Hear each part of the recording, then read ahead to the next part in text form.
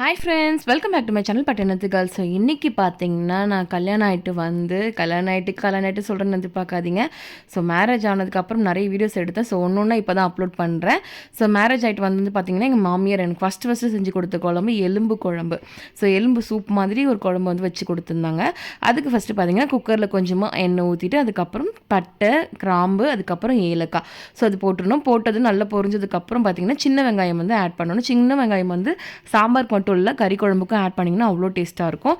So add பண்ணிவிட்டு நல்லா வதக்கி விட்டுட்டு அதுக்கப்புறம் 2 பெரிய வெங்காயம் வந்து அரைச்சி அதோடய விழுது வந்து நம்ம ஆட் பண்ண போகிறோம்.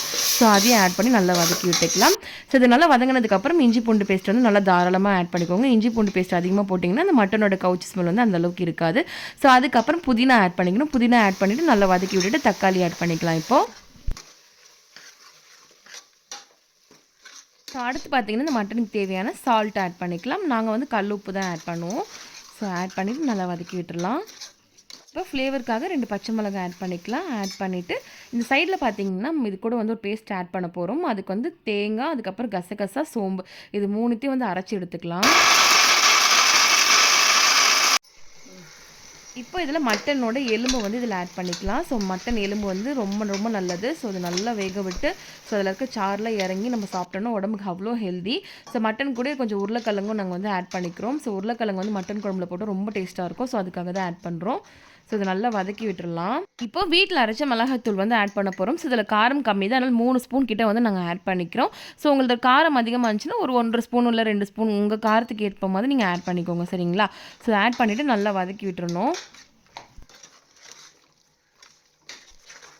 நம்ம அரைச்சி வச்சுருக்கோம் அந்த பேஸ்ட் வந்து இதில் ஆட் பண்ணிடலாம்.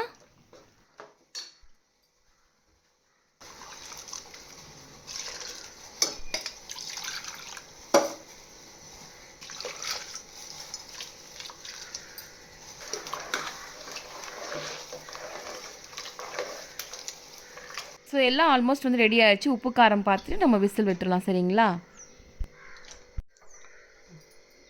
எத்தனை விசில்?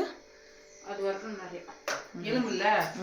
ஸோ கிட்டத்தட்ட ஒரு 10-12 விசிலுக்கு அப்புறம் நாங்கள் வந்து ஓப்பன் பண்ணுறோம். நல்லா கொதிச்சிருச்சு, மட்டனும் நல்லா வெந்து ஸோ அதோடைய சாரெல்லாம் வந்து நம்மளுக்கு குழம்புல இறங்கியிருக்கு. ஸோ உடம்புக்கு ரொம்ப ரொம்ப நல்ல சளி டைமில், அதுக்கப்புறம் நீங்கள் ஹெல்த்தியாக இருக்கணும், போன் ஸ்ட்ரென்த்துக்குலாம் பார்த்தீங்கன்னா மட்டன் எலும்பு வந்து சூப்பாக வச்சு கொடுப்பாங்க, ரொம்ப ரொம்ப நல்லது. ஸோ ஃபைனலாக கொத்தமல்லி தூவி சர்வ் பண்ணணும்னா நம்ம மட்டன் எலும்பு குழம்பு வந்து ரெடி ஆயிடுச்சு. ஸோ இந்த மாதிரி ட்ரை பண்ணி பார்த்துட்டு எப்படி இருக்கு சொல்லிட்டு மறக்காமல் கமெண்ட்டில் சொல்லுங்கள். இந்த வீடியோ பிடிச்சிருந்தா லைக் பண்ணுங்கள். இன்னொரு இன்ஸ்டாகிராம் வீடியோ பார்க்கலாம். ஸோ தேங்க்யூ ஃபார் வாட்சிங். பாய்.